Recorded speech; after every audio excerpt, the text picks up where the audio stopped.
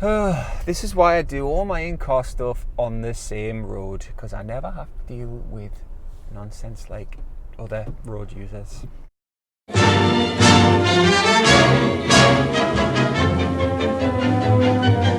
Watch this thing about MG off the telly.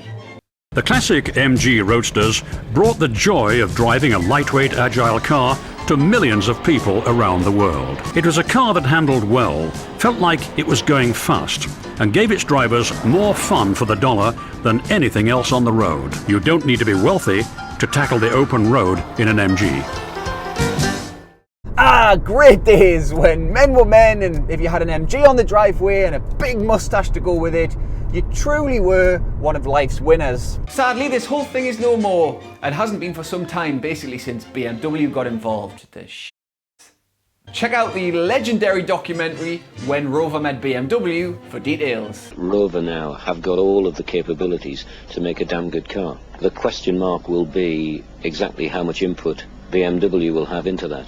Ultimately, if you're a millennial type, the type that all the car manufacturers are churning out these sort of little crossover-ish type things for now, there's a good chance that MG means nothing to you. Maybe your mum or your dad or your granddad had one once. Maybe one of these, or possibly one of these. They've rebadged it, you fool. Anyways, the MG ZS here is the latest small step in a very slow burning and, to be fair, quite uneventful comeback in the UK. Now under Chinese ownership, MG has settled into a lineup that comprises 2 small hatchbacks and a slightly bigger one. And of all 3 of them, this here is the one that makes the most sense, because it's a small crossover, and of course small crossovers are where it's at the minute. The small crossover segment is the fastest growing one in the automotive car industry, and therefore it's the biggest bandwagon of the lot. MG is playing the percentages basically because a small slice of a big pie is better than a really big slice of a tiny pie, which is why you haven't been able to buy a new MG sports car for about a decade. Thing is though, your bit of pie still has to be tasty and worth eating,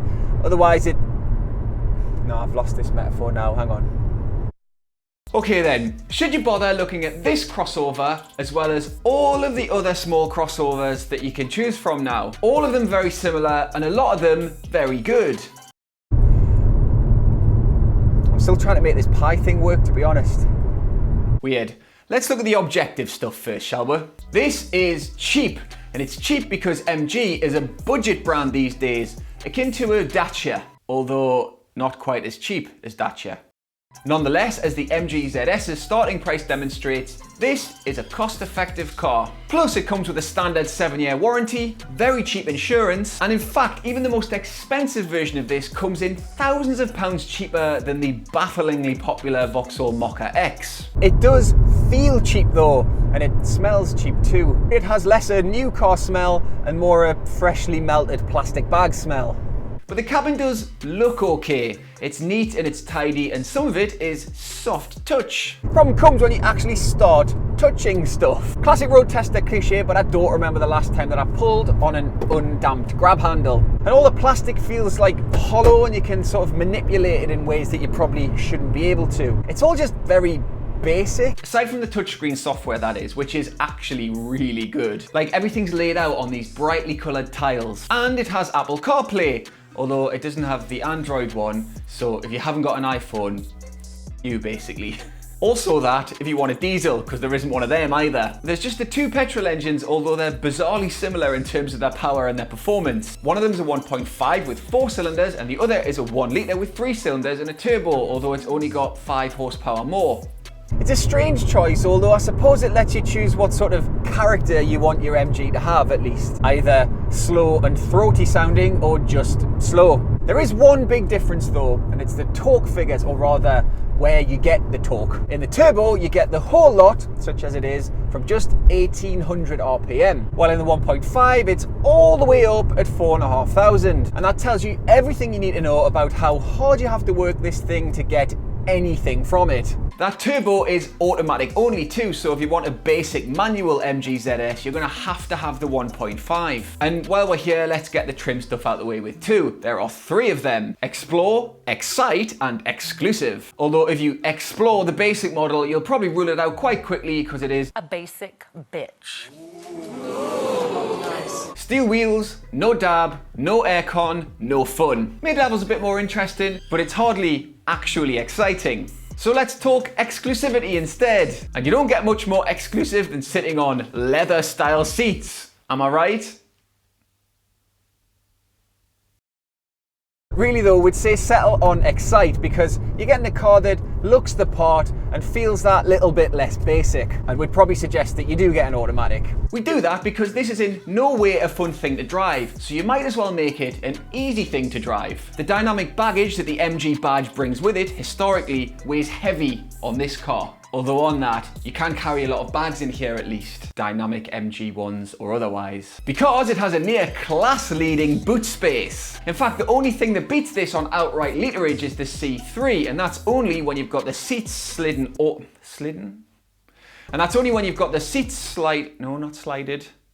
And that's only when you've slid the seats all the way forward. The rear bench, that is. This is one spacious car. I would go as far as to say that this is one of the few small crossovers that would make a passable family car. But back to the dynamic baggage, it's not like the ZS is bad to drive. It isn't. It's just that it feels a bit under-engineered in a few very important ways. So the suspension is on the soft side, but the damping doesn't quite settle the body enough. So it never feels uncomfortable. It's kind of soft and wallowy, but on any given surface, it always feels like it's just bouncing that little bit too much.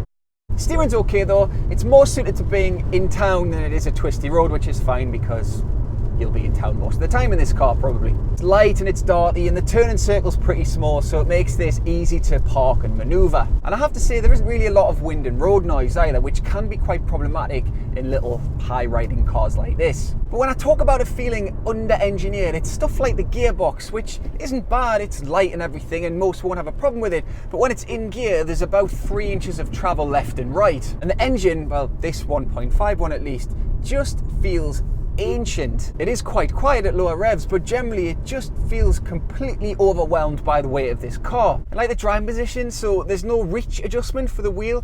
Now quite a few small cars do that, but for me it's just such a simple thing to engineer into a car that makes such a huge difference to the driving position and therefore your comfort. It's not a massive problem, but it's indicative of a general issue with this car. You just wish they'd thrown a bit more money into finishing it off a little bit better.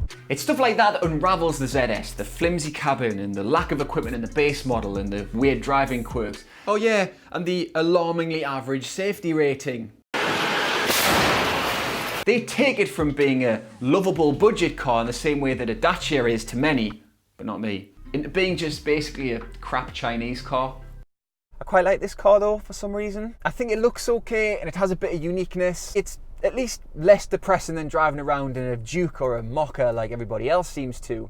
But with my road test face on, I still don't really see one good reason why you'd buy this ahead of one of the many other options that you have in this segment. If you want a diesel, you're screwed. Or if you want something quality, you buy this. Or if you want something fun to drive, you buy this too. Or if you want something really cheap, you buy that. Or something massive and quirky, you buy this. And then you end up coming to the inevitable conclusion that there's no good reason for this to even exist, which is probably taking it a bit too far and is probably upsetting for some people, but there you go.